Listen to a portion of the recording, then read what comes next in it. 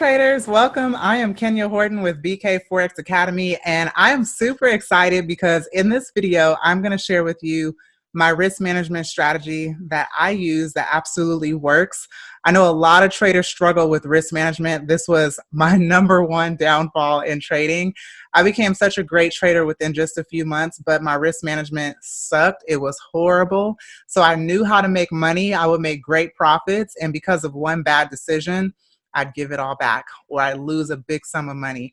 And that was very painful. So if you are having those painful experiences, don't beat yourself up. Don't feel like the market doesn't work or it's a scam. It's not. It's just that you have to master the skills to be disciplined, to find your edge, and to stick with that consistency. And it is hard.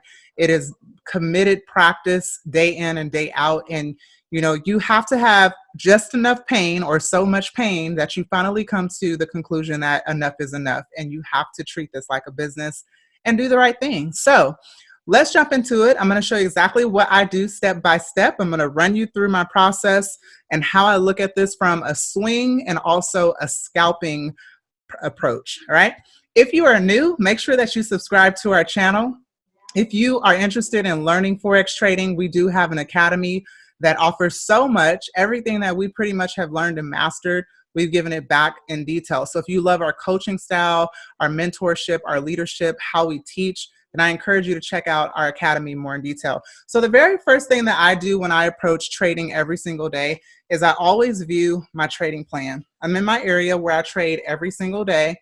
I have affirmations in front of me. Because I was very poor with risk management, I started putting things around me such as discipline, unstoppable, consistent, just my goals, because I needed to see that anytime I wanted to bend the rules, I needed something in front of me to keep me in check. Now, that's just me personally, but I love that every morning when I sit down, I learned from one of my mentors that you should always view your trading plan and your rules. It's not a benefit to you if you create a trading plan and you never view it. So I always keep it on my desk. It's the very first thing that I view. I know it by heart.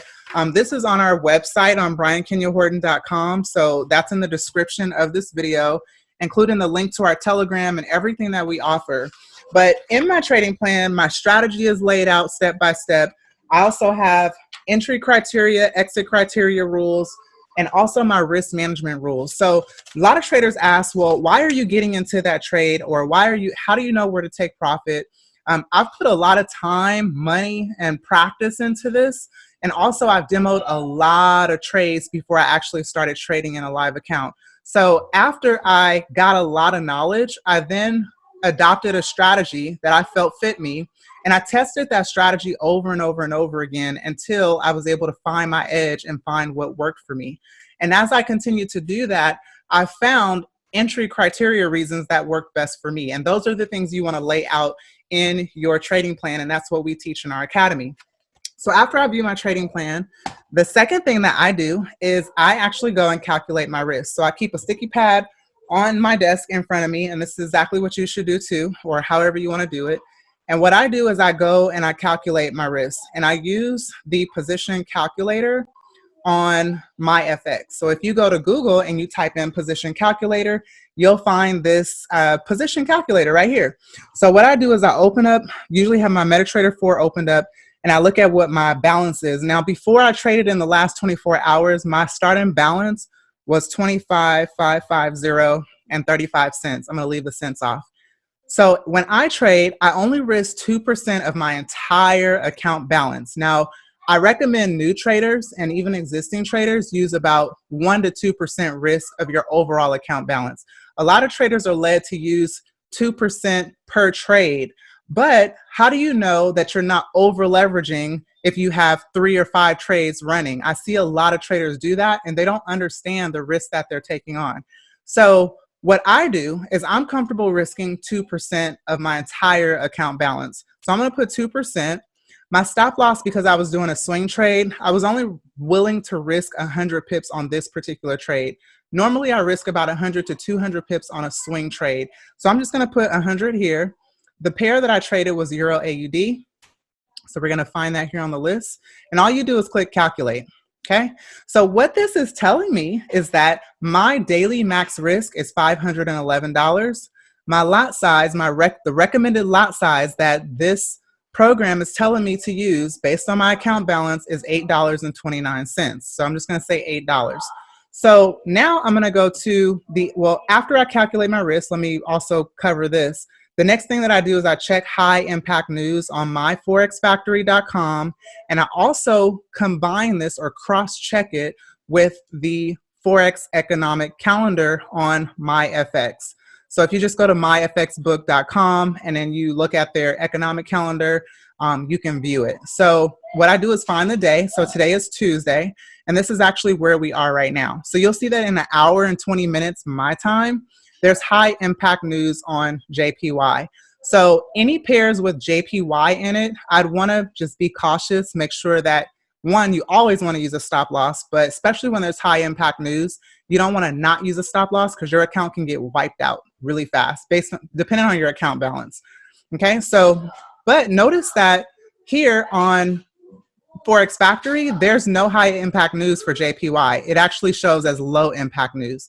So this is why I like to cross check it, because one might have a red folder and the other one might not. Now that if you hear my kids in the back, it's because every single kid is being homeschooled right now. We're in the midst of a very terrible time in our economy, this pandemic of COVID-19. And if you've been impacted, my heart goes out to you, but that's why you might hear background noise.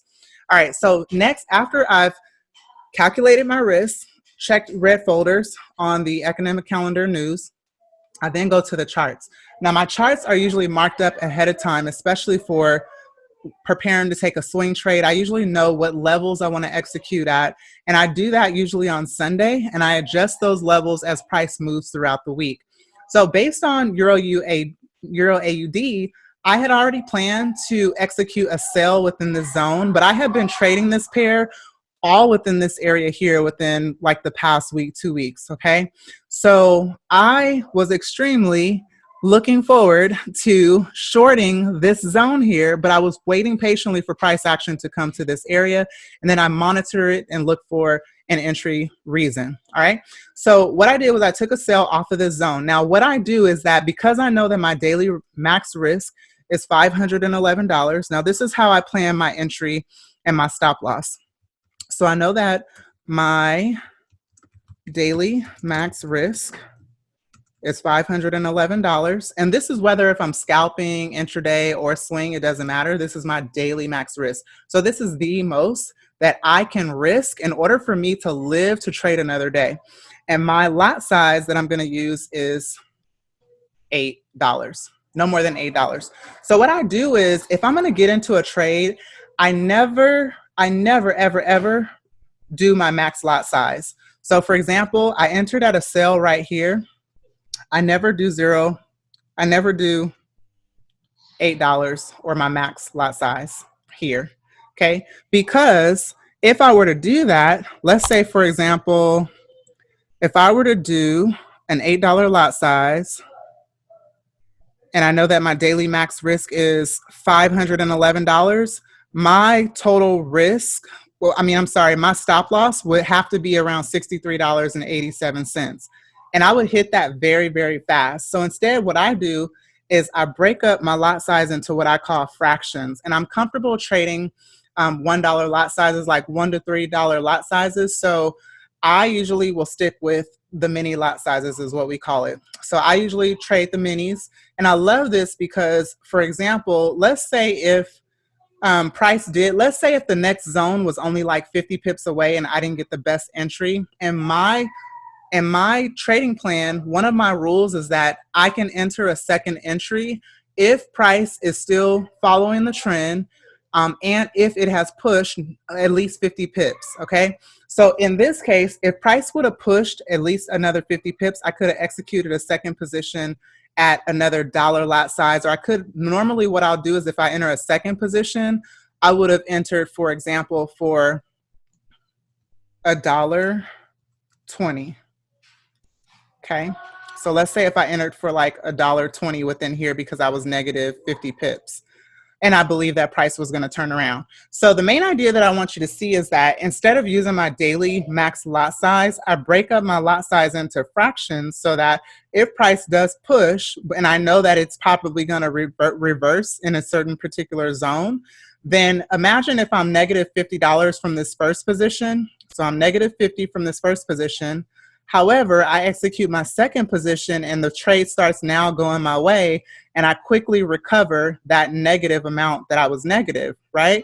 So this is how I leverage the market. Whether if you have a small account, you just have to know what I focus on instead of saying, oh, I'm going to do a 30 pip stop loss. Or you have to be careful when you get into trades, your risk is not the same as somebody else's risk. If you're taking a trade alert or a trade idea from a Telegram or somebody's group, if they give you a 200 pip stop loss or a 50 pip stop loss, that doesn't mean that your stop loss should be their stop loss, because your account balance can't handle what their account handles, okay? So I had to learn that for myself.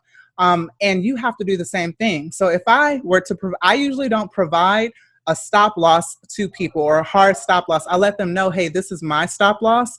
But what you need to do is calculate 2% of your total account balance. And this is how I show people how to execute. So if you do this, it makes so much sense. And I'm going to show you another example. But basically, that is what I do. So here's the nice thing is that if this were to go to the next zone and I'm negative 50 pips, I'm only negative $50. And remember, my total daily max risk is $511. So for me, I don't really go off of the actual pip amount or lot size. I go off of my daily max risk and I make sure that I'm not close to that or I don't go over it, okay? So if price, how do you know where to completely, a lot of times when I'm closing out a loss, I'm usually taking a small loss because the trade is no longer valid. I really never hit a stop loss. So even though I use a 100 pip stop loss, during COVID-19, we have hit more stop losses because the market has just kind of been inconsistent or unpredictable. It's always unpredictable, but our stop losses are have hit more often than they usually do. I'll say that. So here's what I do know though. Based on my execution, if the trade were to suddenly do this, which I expect it to after at least a good 50%, which is right at now, a good 50% or 618% correction off the Fibonacci level, I would then expect it to start going back up. But based off of where price was when I entered, if it would have broke this rejective resistance area and price would have continued up or had even broke this area, then the trade would be no longer valid for me. And it could have hit my stop loss, or I could have decided to just take a loss. But the nice thing is that I still have a lot of room left to go place more trades. So let me show you an example of how I execute this off of a scalp. But the main thing is calculating your risk every single day, knowing what your daily risk amount is, and then knowing what type of lot size you can use, because a lot of traders don't know that. So let's jump down to, I'm going to use this because I know a lot of traders don't trade with the naked chart. Some do and some don't. But a lot of you use my KISS strategy combined with market structure. And I'm just going to show you an example here, okay? Because a lot of traders really don't understand this, and I just want to give you an example. So let's say, for example, if you were going to enter a trade right here.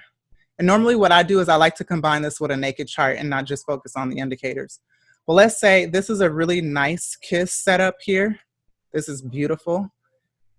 So I'm just gonna kind of point out the confirmations based on those of you who know my trading strategy. This actual trading strategy KISS is in the actual playlist on this channel. So it's called KISS playlist, okay? But these are basically the confirmations here based off of these particular indicators. And if you were going to get into this trade right around here at 80.55, let's say if I were to end, now let's say if my daily max risk was $511, if there was, let's say if there was a wick that, let's say to the left, I always look to the left for clues. So look at previously when price was in this area where it reversed off of, okay? So it's kind of higher. So I know that if I'm executing a sell here, I'm always looking left to see where was the previous swing and where could price possibly push up to if it were to retest that area. So if I look left and just measuring from here, that's only another 22 pips. So if I'm scalping and I know that the next zone up or the next reversal zone up is about 20 pips, then I'll execute with a lower lot size. So if I'm ever feeling like, you know what, I think this is a great trade, but I'm just not so sure. You know, sometimes you will still have that doubt. What I'll do is I'll just execute a lower lot size. So you can even do 0.01, 10 cents a pip, right? 10 cents a pip, you're still gonna make some money, still gonna make a couple dollars. But what if price does push to this next zone? So I'm always prepared to execute off this next zone when I'm combining this with market structure and also using these indicators for confluence, right? So if price were to push up to this next zone, I could then decide, because I have a lot of money to play with, I could execute a second position at 0.1, a dollar lot size. And imagine if price comes to this zone, it's way overbought. Everything is set up. It's also at a structure level. Let's say if we were on the 1 hour and it's also at a structure level on the 1 hour. Let's say if, let's just say it was somewhere like right in here, hypothetically. Okay. So we got in on this pullback, let's say that, all right, and everything is lining up. So imagine if price, and this happens too in real time. So this is how I plan it. If I get in and I'm not so sure, I do a lower lot size. And then at that next reversal zone, I will execute with a higher lot size. And suddenly, once price is going my way, I make up for any negative amount. All right. And then I'm recovering my losses very quickly.